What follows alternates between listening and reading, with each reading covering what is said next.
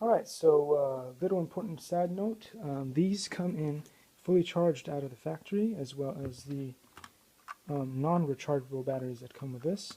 And so that means that the second you get these, you can start playing with them right away. Unlike a lot of other products that sometimes you have to just wait, maybe 80 minutes or so to get them charged. Another thing that's important about this is it's green, and when it's fully charged, the light just turns off. And so that's how you know if it's charged or not. What do I like about these things so far? Even though they do not have proportional steering, so it just goes whack, whack, whack, the remotes are very responsive, very good. I like that they're not pistol grip. They bind very quickly to your vehicle. There's no issues there at all. And we'll have to do a proper drives test to see how they do, but so far, pretty amazing. Thanks for watching. Likey.